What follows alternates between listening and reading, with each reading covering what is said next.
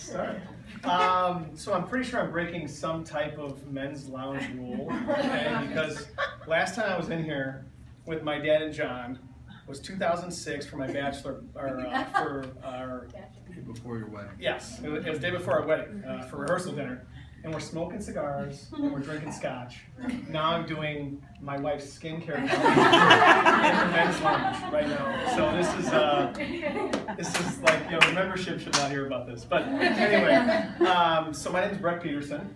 As you know, I joke, I'm commonly referred as Jamie Petersen's husband. So, like, you know, my whole take on this tonight is I want to give you three real takeaways tonight. Is what I'm looking to do. So, number one is just give you the honest male perspective on the business, which I've done a few times.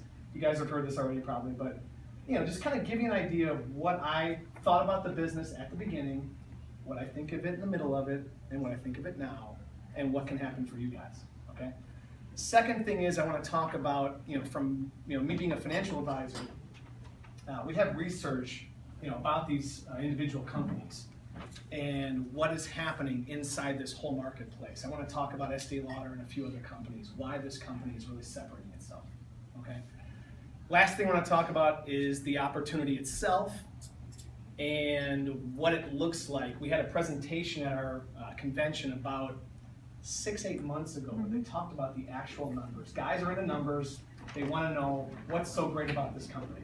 Okay, so give me some concrete numbers. So that's something I want to talk about. So three things I want to touch on. First off, the honest male perspective. All right, so let's get down to it, guys. First thing, she started in 2009.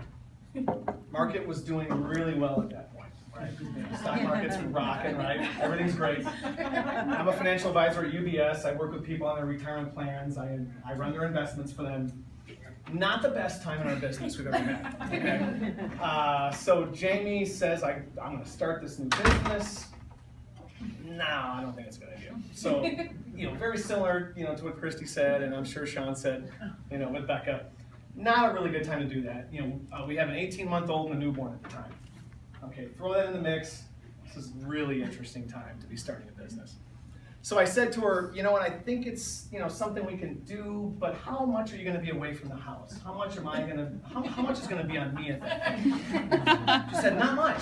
You know, I'm gone maybe once a month. We have a monthly event. It's going to be fine. I can do a lot of it virtually. It's a social media company. Great. I have the kids basically like 3 days a week for the next week. So let's just say her, you know, not making enough to cover her gas money to get to the event and back in the first year didn't help a lot. So basically I wasn't a happy camper the first year. And I say that jokingly, but I'm serious because a lot of guys that start in this business really have a hard time with it. And I completely understand. Like, obviously I've been there, you know.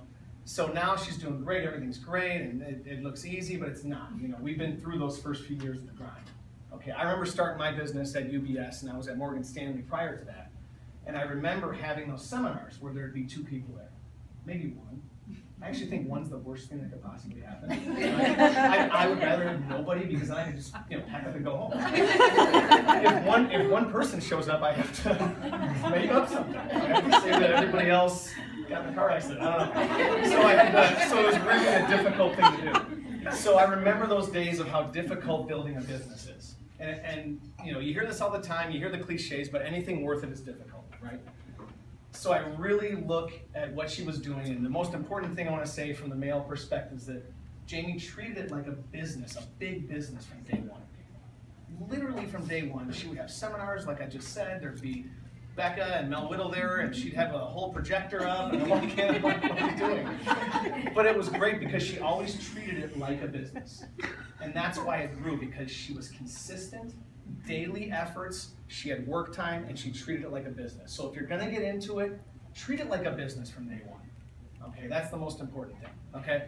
So the second thing I wanna cover, I'm gonna be brief, I don't wanna go on long, but you know, from a stock market perspective, from a financial advisor perspective, I've been doing it for 13 years. I read research reports, I know it's boring. I read a lot of stuff every day. I read the Wall Street Journal, I read a lot. And that's what we do, okay? We have to pick out investments for our clients. And I was reading through, I want to talk first about FANG. I don't know if you know Jim Cramer really well, you know, from CNBC. You see the guy screaming and yelling every day on CNBC. Yeah, but he coined a phrase for investments called FANG, okay? And that is synonymous with 4 companies: Facebook, all right, Amazon, Netflix, and Google. Those are the 4 companies that are really driving much of the growth within the entire stock market over the past few years.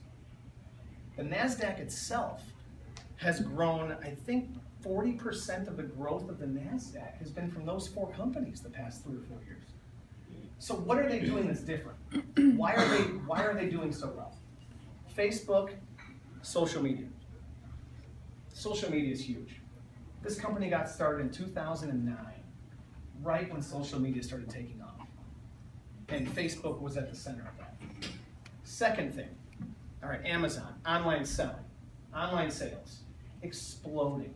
Amazon is taking share from everybody. Sears is shutting down stores left and right, JCPenney, you name it.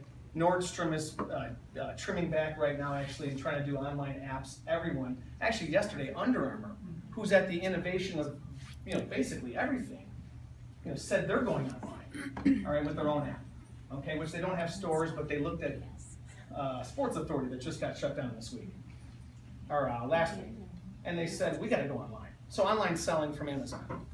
Third is Netflix, who's really big on unique individual content and product. They have their own product. Lastly, Google, who has amazing upper level management. Okay, so that sounds very familiar to a company like Rodan and Fields. Okay, RNF is doing all 4 of those. Now, I think all 4 of those companies are probably doing all 4 of them as well. But the bottom line is, obviously RNF is doing all of those right now. Okay, that's why they exploded from 2009 till now. Second thing I found interesting, which I was reading up, once again, reading an earnings call. Who does that? Anyway, so Estee Lauder, okay, who they partnered with, who is a major competitor now, who I think is number 1, and I think we're number 2 right now. No? We passed them. No, we passed them. There we go. Even better. Makes the story even better. So their research report and their conference call, I listened to their CEO, and 2 takeaways from that I dove into that was so interesting about a month ago. He said, we really got to start hammering away at this social media. I went, are you kidding me? They're just starting on their social media initiatives in 2016.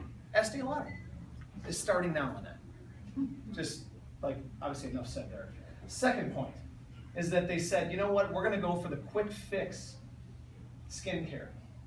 We're gonna go for the mask, and we're gonna go for the quick fix area. We really don't think anybody wants to take their time and really invest in their skin and really change the anti-aging process, premium skincare. We're just gonna go for the quick fix. Wow, I mean, that's a door they just left wide open for us. Okay, so I know I'm digging a little bit, but those are 2 things that I found really interesting, from an amazing company that's got so many areas that they go into. That they would be abandoning the long-term skincare process and just getting into social media. That's amazing. I mean, obviously RNF's been already doing that for a long time. So that's why, once again, they've gone from 10 million in sales 6 years ago to 625 million as of last year. So, I mean, that's a big number, right? Okay. So last thing I want to talk about is a little bit of the numbers itself. Okay, I just mentioned they went from 10 million in 2009 to 625 million in sales in 2015. That's staggering, okay? Now, another part of the market, you say, well, they've already grown. So it's saturated, they've already made it. No, they have 150,000 consultants RNF has right now. There's 325 million people in America.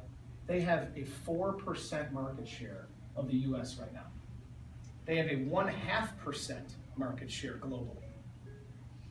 And they're just now starting to go into markets like Australia and hopefully Asia next, right? So from a numbers perspective, I don't know what hydroquinone is. I'm not going to tell you why peptides are great. I don't know that. All I know is from an investment standpoint, which I'm trying to bring a little bit of. Jamie said I have to do. I want to bring that investment perspective to you, and from an investment side of things, as much as Apple in 2005 looked like they were already reaching a peak growth when they had the Mac, right? In 2005, the Mac was rocking. Apple stock was up. I think it was already up 300% by then. In 2005, it was doing great. Okay, from their lows back when, like everyone said, Apple was failing. Now you're looking at, we're going to do this iPhone 2 now thing. Okay, they've already had, they're already the entire market. Now they, in 2005, added the phone. 2008 added the iPad. And Apple absolutely exploded to just amazing heights where now the stock is up 3,000% from where it was. So when you look at RNF, look at the growth, say it's great, it's been 10 million to 625 million, that's huge, right? But I believe it's a lot like Apple in that respect, that it's just getting started and there's a lot more that's left and that they haven't even gotten global yet. So I think it's a great investment opportunity longer term. And